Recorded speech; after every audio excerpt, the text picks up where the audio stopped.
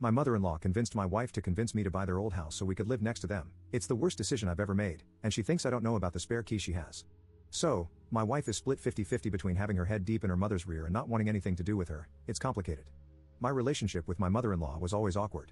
She didn't want her precious daughter to leave home and build her own family, so she always tried to shackle my wife as close to her as possible and used every trick up her sleeve to achieve exactly that. From fake illnesses to emotional manipulations to last-second, unnoticed vacations we were forced to go on, my wife, until now, never grasped that what her mother was doing was wrong. Around 6 months ago, my mother-in-law and father-in-law bought a new house, a smaller one, as they didn't need all that space at their old home. At first, I personally wasn't interested in that house, but somehow my mother-in-law convinced my wife to convince me to buy the house from them, so we could buy it cheaply and have one less worry. I was completely against the purchase. It was incredibly close to their new home, like a 30-minute walking distance, and the amount they asked for, that being $450K, was not justified for the state the house was in. Long story short, my wife got extremely upset with me for not wanting the house, and I just gave up and said yes, so yay, we own a house now. For information, we got the keys, documents, and everything is on paper. Nothing is in their name anymore, it's all on us now. For the past few months of us moving in, renovating a bit here and there, all seemed well. They never came to visit, and if anything, we would be the ones to visit them. The house was fine after some work, but there's still a lot to fix. But then I started noticing some strange things regarding the house. Whenever we are gone for more than 8+ hours or a few days and then return to the house, it seems like someone has been inside. I could have sworn some of my stuff was moved. A few times it smelled like gas, as if I left something running in the kitchen, and the sink in one of the bathrooms was wet, even though I always wipe it dry after using it. Even my wife found it odd, and after the gas incident, she was alarmed. So I figured my mother-in-law probably still had a key that we didn't know about and was snooping around. I bought 2 cheap cameras and installed them so I could see the entrance and the living room, as those two are connected. As someone suggested, I also changed out the locks by buying completely new, secure doors and having them changed, as well as installing new window security since all of those were old. 2 days after everything was changed, I got a text from my mother-in-law saying that I'm an evil person trying to destroy everything she loves, and that she wants the house back from us because she isn't tolerating how we are treating her old property. I asked her where this came from all of a sudden, and her answer was, "You're destroying our old home." The door was a precious memento, and we shouldn't have changed it without asking her first. I told her the house was no longer hers and we could do whatever we wanted. I didn't hear back from her until now. She now wants her house back because we're apparently not fit to be homeowners. She is offering us back $430K of the $450K, as they already spent $20K, and wants everything back. I told her to go eat grass and that the home is now ours. I already had the police at my door. Can you imagine what it looked like for me to explain to them that this house was legally mine? They laughed. And the worst? My wife says to just get the old door back. I don't understand my mother-in-law, and I'm okay with that, but I don't get how my wife can be so deep in her BS. If it were up to me, I would go no contact and leave it at that, but my wife is just, well, glued to her. I can't even enjoy marriage anymore. It doesn't feel like her and me, it feels like her, me, and her insane mother. My father-in-law is alright. Just a normal person, most of the time fed up with my mother-in-law's BS too, but he can't be bothered to actually hold her back. I'm stressed, angry, and really disappointed. Advice, please. Up in the comments. Counseling is up next. If that doesn't work, I don't see a long, healthy future either. As heartbreaking as it is for me to type this out, I don't see myself living like this. I don't want to be in confrontation mode all my life just because one person can't let go. I guess, in truth, a part of me has already decided. The entire last year was just strange. I didn't imagine marriage working this way. Since my mother-in-law got her claws back into my wife and moved closer to her, everything changed, and I can feel the shift in behavior.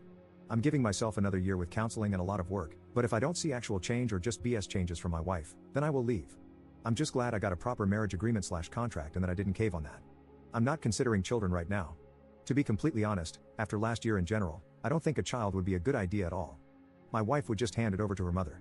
I'm looking up counseling options. The door is in the basement. I could change the locks and reinstall it, but that alone would be too much of a win for her. I will drop the door off at her house, that's a good idea. Update 1. So quite a lot has happened since yesterday. I stopped answering most comments, as I was just taking in everyone's advice, thoughts, and experiences. First, some info again, some people were concerned that dropping off the door would mean she could copy the keys. Not possible, as both the door and locks were replaced with high security keys. I know a locksmith could still duplicate them, but that would take some time. Some were worried about birth control. Don't worry, I can't even think of bedroom intimacy right now. Regarding security, no, I did not catch my mother-in-law on camera. I installed them in conjunction with the change of the door and locks, and I don't see a point in spending money on more cameras, Ring doorbells, etc. Some asked if my mother-in-law had more children. Nope, single child. I paid the entire $450K. My wife didn't pay for the house, renovations, nothing. She bounces from one job to another, trying to find something fitting. This has always been the case.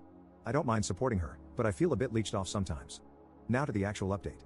I called my father-in-law and asked him if he would meet me for a coffee because I wanted to talk, and bless him, He did exactly that. We sat down, and I asked him to please just listen and not interrupt. I must have talked for close to 2 hours. This man sipped his coffee, listened, sighed, and said the following in short. My mother-in-law's plan was to sell us the house, rebuy it, making us literally homeless, so we couldn't say no to her offer to live with her and her husband. My father-in-law did try to hold my mother-in-law back but failed. He was extremely upset about the police call, upset about only offering $430K back, and upset in general that she's going this far to shackle her daughter. His offer and advice: I should take my mother-in-law's $430K offer. Then we will set up a legally binding contract between my father-in-law and myself. He will give me the $20K plus what I put into renovations, etc., without my mother-in-law knowing, which would bring me close to $500K. He told me to pack it up and just leave after a stern talk with my wife. She won't wake up if it's me versus my mother-in-law as long as one of us is in close proximity. He looked sad and upset. We hugged at the end, and he told me not to be too saddened by all of this. Sometimes we need to make hard decisions, and I would regret it if I didn't do this. There was more talk, obviously, but this is the short and interesting part. Back home, I talked with my wife, in a calm tone and manner. She didn't see any evil from her mother, said her mother needs a lot of attention and love like most elderly ladies, and often she sounds meaner than she actually is, but that she only wants the best for us. Us? No, she only cares what's best for her and her own intentions. We argued a bit back and forth, and my wife is 100% behind her mother. She said I should get some therapy to get out of the obsession I have with demonizing her mother. I stood up, left, and slept at a friend's that night. I offered couples and individual counseling. It was denied. Apparently, I'm the only one that needs special attention, as she called it. And I guess that's exactly what I need, special attention, by myself, for myself. I already messaged my father-in-law. It's not worth it. Thank you everyone. Thank you for taking the time to help out and listen to someone you don't know. I might take this homeless opportunity and money to get out a bit, explore, and breathe freely for once. Op in the comments. Oh, believe me, I told my wife what my mother-in-law was planning. She denied it and said I was so deep in my coup of demonizing her mother that I was the one needing therapy. We have a pretty tight-knit prenup that specifies no assets or property will be split unless children are involved. She gets what is hers and what she owns, which isn't a lot, and I know this sounds harsh, but this house, for example, is now completely mine. I paid for everything, and she didn't contribute a cent. It's all on paper that this is all on me. So as long as no children or pregnancy are involved, everyone keeps what is theirs. Also note, we do not live in the US, so laws, etc., will be different. I'm not abandoning the house, the homeless part was for when everything is over. As of right now, I'm in the house, alone. Trust me, I'm not going to let this go easily.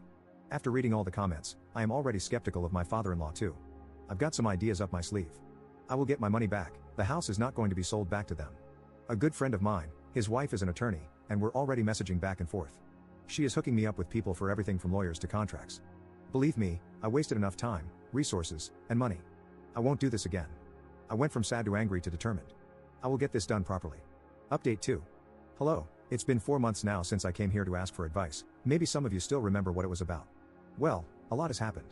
As you know, my father-in-law offered to repay me behind his wife's back.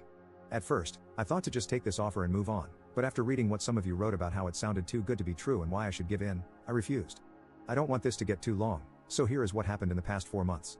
I kicked my wife out, and she's now back at her mother's. I still own the house and got all the repairs and changes done. Since then, I've been renting it out. I gave her back her old precious memento door. My ex-mother-in-law got handcuffed and had a nice drive around in the back of a police car after she tried to get physical with the new house tenants, claiming it was her house. Just 2 weeks ago, my ex-wife tried to contact me, saying she can't keep living with her mother, but she doesn't have enough income to live on her own. Not my problem. I have been traveling a lot ever since I got everything sorted out. Went to northern and southern Germany, met tons of nice people, and saw some beautiful remote places. All in all, life after kicking out my then wife has been good. I never realized how shackled my thoughts and actions were while being with her after we moved closer to her parents. I now live in a nice 2.5-room apartment near a small city. I enjoy myself and take everything slowly, focusing on work, myself, and just relaxing for once. You wouldn't believe how happy I am that we never had children together. Thank you.